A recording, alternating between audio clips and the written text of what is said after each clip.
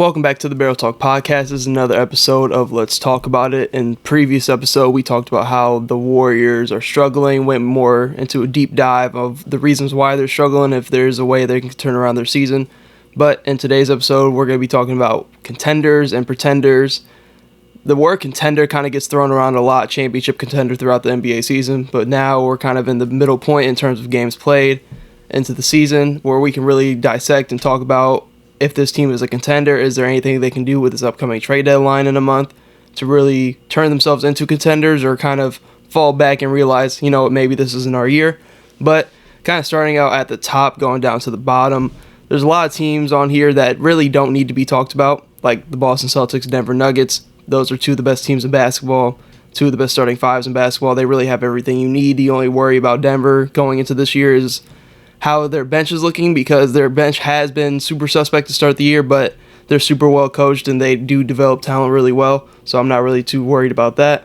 But those are the two teams where I feel like there isn't even a question mark on if they're contenders or not. Now, I feel like everybody else I'm going to talk about is really kind of up in the air depending on who you're talking to. If you're talking to a fan of this team, or if you're listening to the media about this team and how they look and their outlook on their team and in their roster and everything else like that. But first team I want to talk about, Miami Heat, because this is, especially in my friend group, a team that kind of doesn't really get appreciated about it enough, in my opinion, because if you really look at the Eastern Conference, how it shapes up, I feel like every year nobody really wants to play the Heat.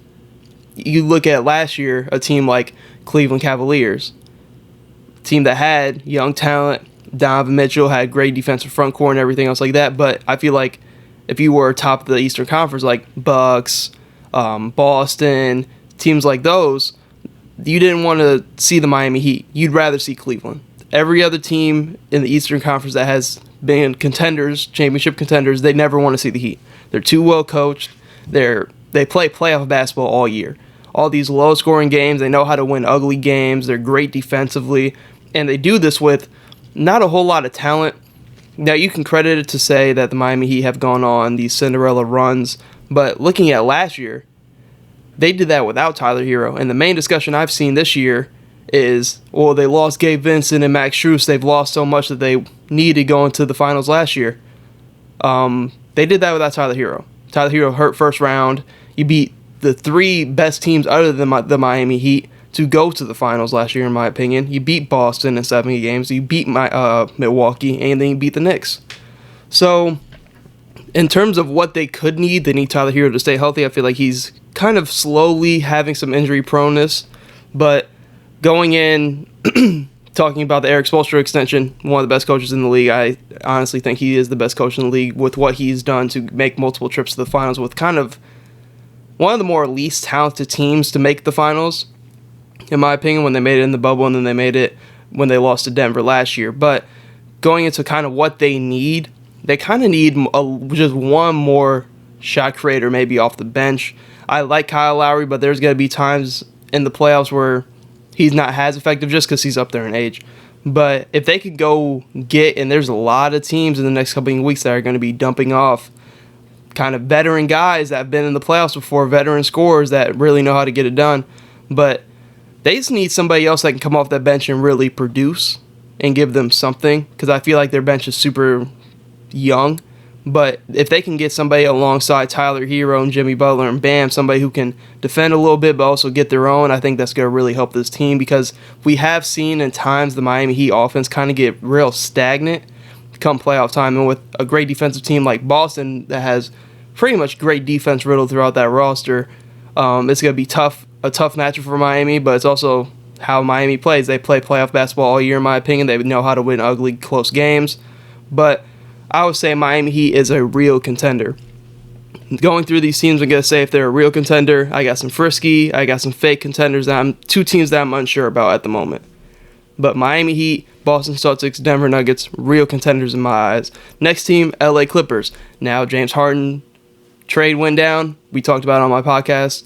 I was unsure about the move. That's all it really was. Super unsure about the move because we've seen the track record with James Harden. Don't really know where that all leads up. And then I was like, They went on the big losing streak, and then they started winning. I'm like, oh, this kind of seems like the honeymoon phase, kind of how it looked with the Sixers. When James Harden first got there and they were killing teams, him and Embiid putting up great numbers as a duo, Tyrese Maxey and Tobias Harris still eating. Now, that was kind of the honeymoon phase, and then it fizzed out in the playoffs. Now, this team is different because really you're looking at James Harden to really just be the facilitator. James Harden is always going to get you about 8 to 10 assists. He's going to get you about 15 to 20 points on this team. And then he's kind of, when he said he is the system, a lot of people laughed, but he is turning out to be the system. This Clippers team is rolling right now, one of the best teams in basketball ever since they got out of that losing streak. And then they kind of have a deep enough roster to where they can flip the script and say, you play more of a slow down pace with James Harden. You bring in that bench unit with Norman Powell and Russell Westbrook. They're pushing the pace. They're getting up and down. But I feel like James Harden knows how to get the best out of the other stars around him. He got the best out of Joel Embiid, even though Joel Embiid's playing better this year. But he was getting the best version of Joel Embiid we've seen up to that point with James Harden. But Kawhi Leonard, Paul George, they're playing games. That's a big thing for the Clippers. I feel like past years the Clippers have kind of taken the regular season kind of not serious in a way, but they were going into the playoffs wanting to be healthy and everything else, and they still got these injuries. But these injuries are kind of coming from not playing basketball.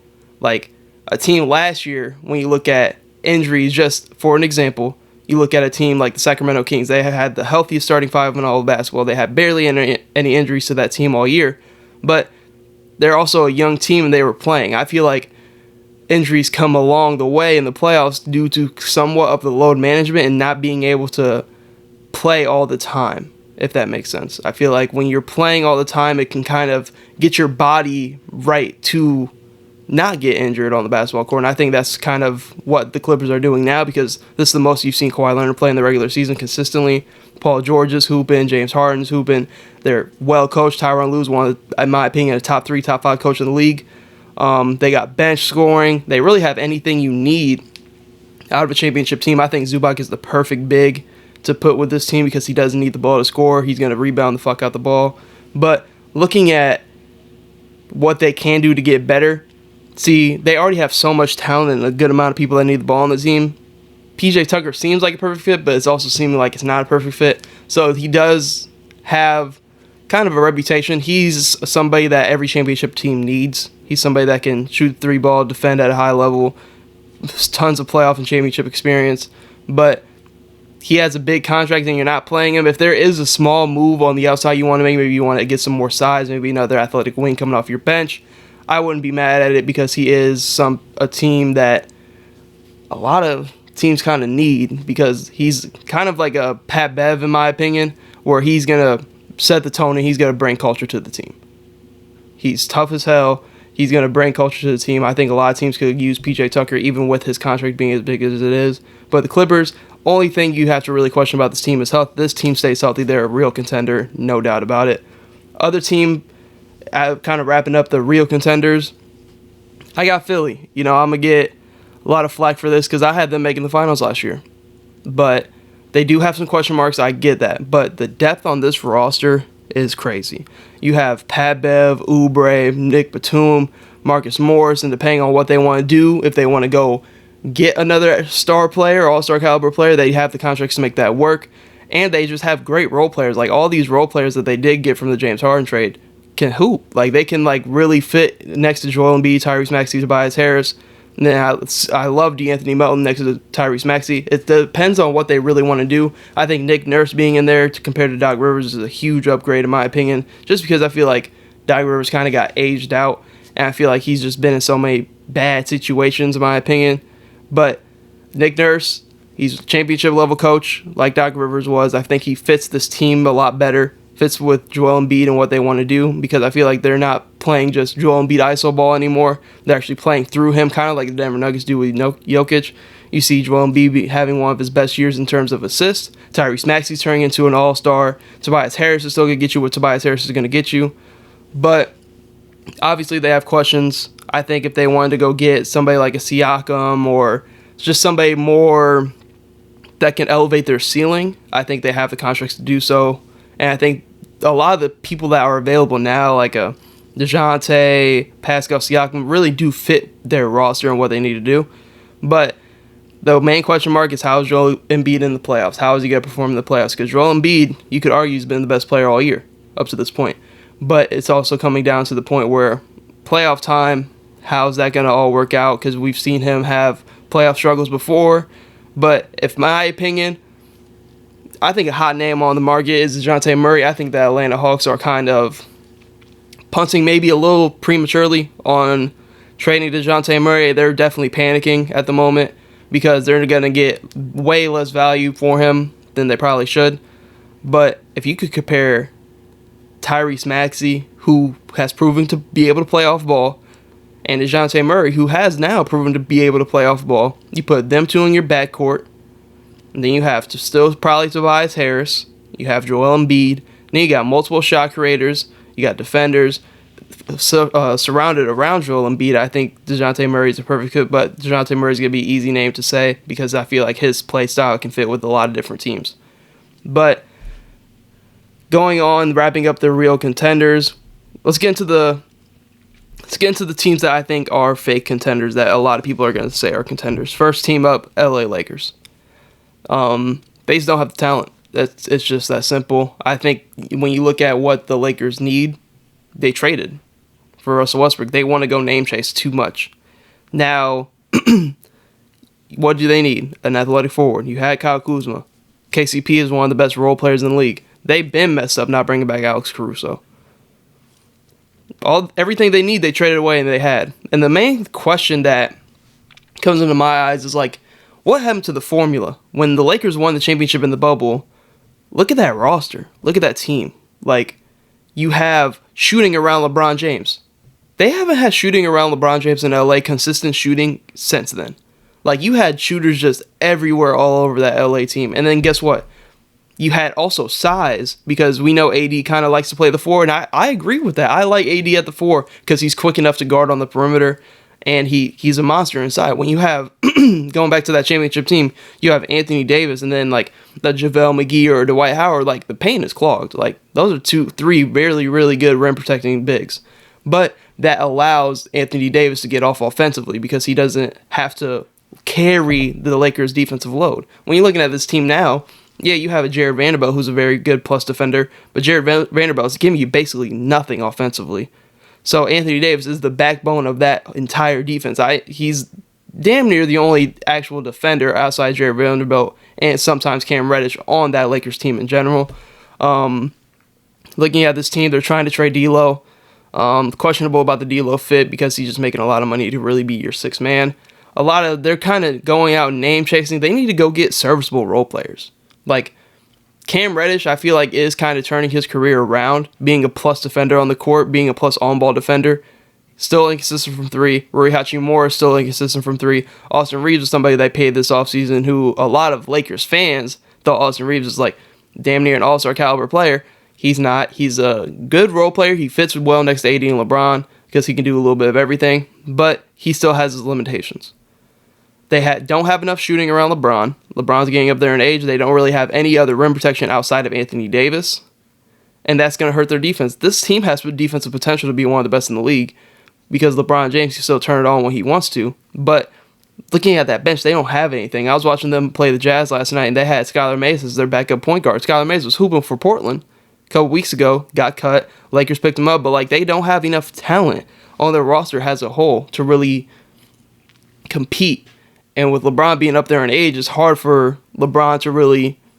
This isn't 2018 LeBron where he could just will whoever the Cavs had on that roster to the chip. But even looking at those Cavs rosters, shooting all around it, great defense, 3-and-D guys, like the Lakers don't have really any of that. They have a couple good, promising potential defenders. And then their guard plays lackluster because you don't trust D'Lo. D'Lo had a good game last night without LeBron. And then D'Lo's super inconsistent. So it's just a Lakers thing. They got away from the formula that worked when in terms of winning a championship and what they needed on their roster. I feel like there's a ton of shooters out there in the league that really could help the Lakers right now. But it's just like, how do you get them? Like, what do you have to trade? Like, what's the value of some of these guys? Like, you have these draft picks, but it's to the point now where it's like, I know they have like a 2029 first round pick. Like, that's been floating around in trades. Like, do you really want to like? Are you really? Because honestly, you're not there. You're a playing team, a little bit below a playing team right now. I'm pretty sure they're out of the plan. But looking at their roster, they just don't have enough talent. The Lakers' biggest market in the world, in my opinion. They just don't have enough talent to really compete. I gotta put them as fake contenders because everybody thinks just because they got Bron and AD, they're contenders. They're not. Next team, Milwaukee Bucks.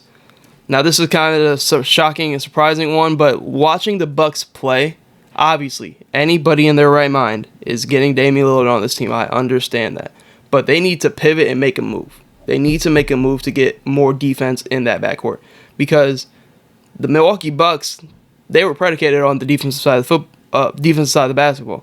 So when you're looking at that roster, you losing Drew Holiday is crazy. Obviously, defensively, the drop-off is insane. But when you're adding a Damian Lillard is going to be 25 to 30. Pairing that with Giannis, you have to do that, I understand. But that defensive side, you didn't really replace that when you got Damian Lillard. I like Malik Beasley. Been shooting the basketball at a very high clip. He's going to give you a ton of effort defensively. But they're a team that needs a point-of-attack defender on the perimeter because Chris Middleton, he's had his injuries. I think he's definitely taken a step back defensively. Giannis can only do so much defensively. And I think he's way more of a help side defender than an actual on-ball defender like that. But Brook Lopez is getting up there in age. And then Bobby Portis has been kind of up and down to start the year. But the only reason I'm saying this team is kind of a fake contender is just because they need more defense. A team like Boston, who has two tailor-made defenders in Derek White and Drew Holiday that can switch off, and Jaylen Brown also Damian Lillard. I'm not really going to take into account the game that they played against Boston a couple days ago where they blew them out. Boston on second half back-to-back played the best team in the West record-wise, Minnesota, night before, going in to play Milwaukee on the road. Obviously, tough blowout, but I'm not going to really take that into account in terms of if the Milwaukee Bucks are contenders just because they beat Boston that one game.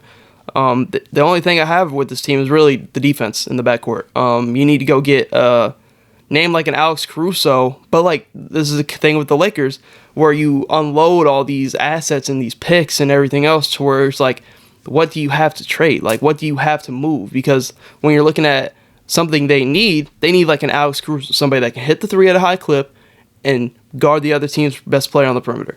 Alex Caruso's perfect fit next to Damian Lillard. He's exactly what this team needs, but how do you get Alex Caruso? Are you going to unload 2 more first-round picks, a first-round pick or so, couple seconds? Because you don't have any young talent, really, to go move and trade. So it's the supporting players also on the bench. I feel like they don't really have a lot coming off that bench. But mostly it's just the defense. This is the only thing that questions me with this team. In terms of just betting-wise, you throw money on the opposing team's guards when they play the Bucks. That's what it is. That's been the formula. But if they can get this defense, if they can just add 1 or 2 defensive pieces to that backcourt, or maybe if they can try to go get an athletic wing off that bench, I think it could really help them. But this team is really 1 to 2 defenders away from being a real contender, in my opinion. But until they get that, I just think they're kind of lacking. But I think they do address this at the deadline. Next team that to wrap out the fake category, Phoenix Suns. Phoenix Suns have the highest ceiling in the league. You have Kevin Durant, Bradley Beal, Devin Booker. They haven't really played a whole lot together as a whole. I understand that. But it's the rest of the roster. You have too many guys that do the same thing. Like when you're looking at the surrounding pieces around Devin Booker and Bradley Beal and Kevin Durant, they have no big man that can deter anything from the rim. I think Nurkic has definitely been serviceable. He can rebound the ball. He's a double-double machine, but he's not deterring the rim at all. And they don't really have anything else coming off that bench. I think Frank Vogel has done a good job of trying to instill confidence in some of the bench guys. You see Bol Bol getting a little bit more run. I think Bol Bol, with how versatile he is, he can fit perfectly with all 3 of them on the court. But it's just more of a confidence thing with Bol Bol, and I think that's been his whole career. But Eric Gordon, Grayson Allen, kind of the same thing. They're good 3-point shooters, but they ain't defending shit. And then you're looking at who's the point guard on this team? Who's the leader? I like Devin Booker at the point guard. I think it works in spurts. But at some point in time, you want Devin Booker to just, go get me one. Because with how inconsistent they have been in playing together, it's hard for and he has been successful with it. I will give him that. It's hard for Devin Booker to be your main facilitator and damn near your main scorer on most nights. And that's even with having Kevin Durant and Bradley Beal. But they lack defense. They don't really have a whole lot of defenders that actually want to guard outside of Josh Okogie. I think he fits this team perfectly. I think he's been great for them ever since like they've gotten him and he's been in the rotation. But they lack a real point guard. And I'm not saying you got to go get some elite level point guard because you don't need to do that. Go get somebody serviceable to where like you can have different lineups out there to where like, all right, I ain't got to worry about Devin Booker facilitating. I want him to get off. I ain't got to worry about Bradley Beal facilitating. I want him to get off. Like, they need just somebody who can come off that bench and kind of give those guys a break from getting everybody else involved and trying to do too much. And then you need to add some defense. I think that's the whole list of why a lot of these teams are fake contenders in this list, because of the roster construction. Obviously, when you gut your team to go get superstar players, you don't have a lot of talent on the roster. I understand that. I think they've done a great job this offseason and kind of getting guys on a lot of flyers, trying to see if they fit and if they work. But I think they need to try to go get a defender. They need to go get a defender and a point guard. Because if I'm them, a perfect point guard for this team is sitting in Detroit. I think Monte Morris, he's been hurt for most of the year. Monte Morris could fit this team perfectly. He's one of the best backup point guards in the league when he played for Denver. He's kind of rotting on Detroit because they have a whole Detroit. We know how bad they are. But they need some guard like Monte Morris. They're not going to come in there and turn the ball over, somebody who can be a plus offensively. But I think they're lacking talent, kind of like the Lakers. Yes, you have your big three, like the Lakers have their big two, but like, what else is that roster bringing? Like, this is a team kind of like the Lakers, to where like you don't know if their star players are going to be there all 3 games, and that's the whole narrative behind the Suns. Is like, yes, I don't understand they have the highest ceiling, but they haven't been on the court together healthy. We're halfway through the season, damn near. Same with the Lakers. Like, they don't have the talent for LeBron to get four games of rest, right? So, and they don't have the talent to do so. And this is a team where, like, they haven't played together a lot, and then most nights they're missing 2 of their big 3. But main things, if they want to really be contenders, obviously they have the highest ceiling. If they can stay healthy, I can definitely see them getting it going. But they need to get some sort of rim protection, a point guard, a backup point guard, and maybe one more wing defender. Because then you can run lineups. You can run a deadly small ball lineup where you have a Booker, Beal, a Koji, maybe one go pick up another wing defender, and then you got Kevin Durant at your 5 if you want to run small ball like that.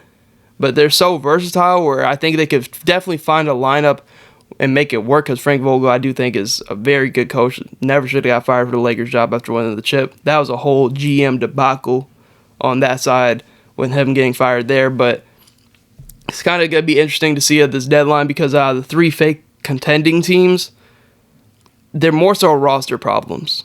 It's not the talent that they have at their star players. It's more so the roster construction and what they need to go get. Because these are 3 teams that got to their roster to go get a superstar player, and now they're struggling roster-wise. And you kind of see the flaws in them. But now we're going on to 2 teams that I am unsure about. Now, first team, OKC Thunder. A team that is kind of, in my opinion, I haven't seen a team, I guess, in a better situation than the OKC Thunder. You're tied for the first seed in the Western Conference with Denver and Minnesota. You have a young superstar in SGA. You have a young up-and-coming superstar, in my opinion, in Chet Holmgren. You have a bunch of pieces that fit around it, but it's kind of to the point where you're like, how good are they, right? Like, how good is OKC? Can OKC, with no moves being made at the deadline, go compete for a championship? I don't know. I don't know. I don't know how I think they don't win a 7-game series against a Denver. I think it would even be tough for them to win a 7-game series against Minnesota, who's on this list. But I just think when I'm looking at this roster, they need to get some kind of backup big. I like Chet Holmgren, has your 5 and 4, but like they just need something off that bench, in my opinion. They need something off that bench, some kind of big man presence off that bench. But I've always feel like even before the Josh Giddey situation came out, that he was kind of the odd man out in terms of that young core. But looking at their team, their draft capital, and the young assets they just have on that bench. They have one of the better benches in the league, but I think they lack a big man. With how big teams are in the West, I think they lack a big man. And I think they have the young assets to where you can go make that kind of move. I honestly thought that the perfect move for them was an OG Anunoby, somebody younger, somebody who could defend, somebody that's not going to take the ball out of SGA's hands. I thought that was the perfect move. Obviously, he's in New York now, but I thought he fit that team perfectly. But you have so much assets and draft capitals where you could go make a move. Depending on, I know they're waiting for like kind of the right player to be available, but I might look to just add one or two more. Like, if you were to trade Josh Giddey and some of those draft picks, I would like to see what they do with that. I'm really unsure about this team because they have the talent and they have the capital to make a major move, but I think waiting it out is probably in your best interest. See what this year brings you. I think that's the best move. I don't think there's really anybody at the deadline anyways that you're like, oh, okay, we get him where we can beat Denver in a 7-game series, and then we can, like, beat the top teams in the Eastern Conference too. I don't think there's really an asset out there, but you have so much capital to where you could go make any kind of move you want. There's really nothing stopping this team, but I think being patient is definitely the right move. Next team, Minnesota. Super unsure about, currently the 1 seed in the Western Conference. This Wolves team kind of has a different vibe from past years. They seem a lot more serious this year. Stout defensively with Rudy Gobert being really kind of back in the D-point conversation because he was up in the air. People had different narratives about him. I think he's probably the best rim protector in all of basketball. He's a Defensive Player of the Year winner multiple times, and he's a candidate this year for a reason. This whole Timberwolves defense relies upon him, but they also have good defenders around him, and McDaniels, Anthony Edwards, Karl-Anthony Towns. He's going to give you effort defensively, even though he's not the best defender, but I think it's starting to fit. I see what they were doing pairing Rudy and Cat, because really Cat likes to play too much on the perimeter to really be your 5, and he's not the best defender to be your 5. But Mike Conley and Rudy Gobert is the perfect, because the whole thing Rudy Gobert and this team in general is all my questions. How do they perform in the playoffs? Rudy Gobert and Karl-Anthony Towns have proven to have their problems in the playoffs. So that's why I have them in the unsure. Yes, they're racking up regular season wins right now. We've seen this team kind of frizz out in the playoffs because, in my opinion, they should have beat Memphis a couple years ago because multiple games in that series, they were up well over 20 in the game and blew the game. But it's going to be interesting to see if they can keep it going. I hope to not see this team frizz out. I hope to see them push and be in that real contenders, and personally for me, to end the year. But it's the questions. Is Cat going to perform? Is Rudy going to perform? It's kind of a team where these two teams I have an unsure. I got to see it to believe it. I've seen Timberwolves be good the past couple years. They've blown leads, like I said, against Memphis, and they've kind of been up and down throughout the year due to injuries and everything else. But they're more so two teams in the unsure that I have to see it to believe it. Now, wrapping up, we got frisky teams. Frisky teams that were, if they get the right matchups, anything could really happen. Starting off with the New York Knicks, kind of in that Miami realm to where, especially with OG Anunoby on this team, not a lot of teams want to see the Knicks. I promise you they don't want to see the Knicks. Because Julius Randle, Jalen Brunson been playing all NBA level basketball. OG Anunoby on surface kind of thought they gave up a little much. I'm like, damn, RJ and quickly. I was like, I don't know. McBride has stepped up. You have Dante DiVincenzo, Josh Hart, two super versatile kind of guard/wings. And I think the only thing they're missing is this, because the trade seemed more so like step 1 to step 2. Because you see this team and you're like, okay, they seem like they're going to go make a bigger move. But then you're like, you get rid of RJ and quickly. And then I'm like, I don't know, where are they getting that bigger move? They still have a ton of draft capital. I love the fit with OG Anunoby. He's been like plus 100 and plus minus since he's been there. He's such a Tibbs guy. The only thing that I think hurts this team, can't help it, Mitch Robinson out for the year. Defensively, this team would have been stout And I think they're building around Jalen Brunson the right way, getting a bunch of athletic defensive wings around him, because you got to look at the defensive units they have on this team. You have DiVincenzo, who's a plus defender, Josh Hart's, who's a plus defender, Julius Randle, who middle packed defender. I think he is better than what people give him credit for in terms of guarding bigger wings. Mitch Robb, obviously stout defender, OG stout defender. Like, you're looking at this team and what they're building around Brunson is huge, but I do think they need to get something. I don't know what that next move is for them, because you get OG. I didn't expect it to take RJ and quickly to go get you OG, but I think they definitely need to look at adding some big man depth for sure, because Hartenstein, as much as I love Hartenstein, he's really the only true 5 on the roster at this point in time, with Mitch Robb being out to injury. So I think they need to go address that, and maybe, I guess it's more so they're frisky with this current roster they have, but if they make another move, because when I look at this roster, they have an Evan Fournier contract that can pair up, and they still have their draft picks, so where you're like, man, but they're not looking to really pivot to go get that next star, because I don't think they have the cap situation for that at the moment. But when you're looking at who they can get with that Evan Fournier contract plus some draft capital, you're looking at hitting up a team across the bridge. You're looking at a Mikal Bridges. You add Mikal Bridges to this team, then you're talking championship aspirations. If they added a Mikal Bridges to this roster, they are championship contenders by far. They are no longer would be in the frisky conversation. But it's just how they do and how they pivot to their next move is going to be very interesting. But I still think this roster that they have right now, they're going to be a tough team to play in the 7-game series. With how they're coached and how they are defensively, and how Randall and Brunson have been playing, now they have a real point of attack defender. OG, go guard Jason Tatum. They get matched up in that series. Okay, OG, you matched up with Giannis, with Julius Randle on your help side. So it's going to be very interesting to see how they pivot to their next move. Next team, this is really... I might be reaching. Orlando Magic. Been one of the better defensive teams in all the ball. Franz Wagner has been out about a week or two now. I know they're about to get him back soon. But looking at this team, super young, this is a team where I kind of wanted to just give them some praise, because nobody is really going to talk about the Orlando Magic as they should be. They still have a log jam at the guard spot. Didn't know how it was going to work. Jalen Suggs is turning into one of the better all-in-ball defenders in the league.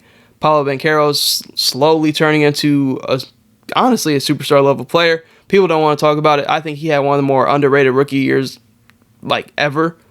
He was giving me a 20-8 on Orlando Magic, and him and Franz as a duo is deadly. They're kind of up in the air about their big man situation. I really like the fit with Wendell Carter because he can space the floor a little bit, but he's been hurt, and then Gogo Badazzi has been absolutely hooping for them when needed. But this is a team that might be a year away, but I do think they're going to make the playoffs, and I think they could possibly be a tough out depending on who they play, because this team is very good defensively, and they're really young. They're really playing with house money this year, because I think they're ahead of schedule a little bit with the progression of Paolo and Franz and that whole duo. I think Suggs has really reshaped his game to what this team needs. I love Cole Anthony off the bench. I think you always need a guy like Cole Anthony off your bench to really come in there and just be like, all right, I'm going to go get us one, get us back in this game. You're down 8-10 when he comes into the game. He can go, a guy that can go on the 10, 12-point run.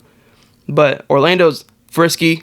Their definition of a frisky team. Anything can really happen for them depending on their matchup. But I do think they are a year away. I think they're for sure... I'm going to say they're going to make the playoffs. I think they're either going to be a top 6 team or they're going to win whoever they play in the play-in. Next two teams to kind of wrap up the episode, Dallas Mavericks. You have Luka Doncic and Kyrie Irving, and you have kind of a really well-fit roster around them. They're a team that is really linked to Pascal Siakam. They get Pascal Siakam. We're having different conversations about the Dallas Mavericks. But it's tough because we've seen the style of basketball with Luka not work. We've seen this happen with James Harden. You can nitpick about the situations all you want, who was on those rosters, but can you win playing that kind of basketball? Who knows? We haven't really seen it done like that. But when I'm looking at the Dallas Mavericks, they have the star power to do it. They have the connecting and fitting pieces. Derek Lively, huge pickup for them because that's something that they were lacking, I really feel like, since Luka Doncic's era. Just a For sure, lob threat that can run the floor, super athletic, can protect the rim. But I think the depth is also a lot better than people thought. Love Josh Green. I think Jaden Hardy's a nice little spark plug off your bench. Grant Williams, great pickup because when you're in a conference where you have a lot of bigger wings, I think he can match up and do a great job with all those guys. Derrick Jones Jr. really fits this system. Surprisingly, somebody who's kind of really been bunch of different places throughout his career. I think he really fits next to Luka Doncic and Kyrie Irving, just an athletic wing that can do a little bit of everything. Tim Hardaway Jr., he's what a lot of teams really need when I've been talking about this list, because Tim Hardaway can go get you, with this Dallas Mavericks team, Tim Hardaway can go get you 20-25. With the playmaking ability of Luka and Kyrie and how he plays off of those two, he's really kind of their like third option. And I think he's kind of serviceable for them with how much Luka has the ball in his hands, and Kyrie's going to need the ball in his hands a lot too. So Tim Hardaway is kind of that third scoring option to where you're like, damn, okay, Tim Hardaway can still go give me 15 to 20 on any given night. But this team, I do think, could possibly add another defender. But I think this team could really match up with anybody. They're very versatile of a team, and nobody wants to see Luka Doncic or Kyrie Irving in that first round. Then the last team have Sacramento Kings. They're kind of, OKC is kind of having that run that Sacramento had last year. But I think that OKC team this year is better. But looking at the Sacramento Kings, they lack defense throughout this whole roster. I mean, you could argue their best defender is Davion Mitchell. He's a backup guard off their bench. Been talks about Pascal Siakam. I think that's not going to happen. I think they would rather go the Kyle Kuzma route. I think he's just going to be a lot easier to get, and he's on a long-term deal, and he kind of fits your timeline more. But I do think they have good size. It's Sabonis, McGee, Alex Len. I love Keegan Murray at your 4 because he can space the floor, and he's improved defensively from last year for sure. But it's just like Kevin Huerter hasn't had the best year. Harrison Barnes is kind of his time. I'm really surprised they even brought him back. I thought they had the cap flexibility to go get another name, a bigger name. So they brought him back. Now they're two guys that I believe are on the trade market. Love Malik Monk. You keep Malik Monk there no matter what. I love him off that bench because he's like a Tim Hardaway. He can kind of be your third option on some nights because he can go get you damn near 20 to 30 on any given night depending on who they playing. But they're super well coached. I just think defensively they lack so much. And a big question mark for them is Sabonis in the playoffs, because when they played the Warriors last year, he significantly got outplayed in that series and kind of got played off the court at times.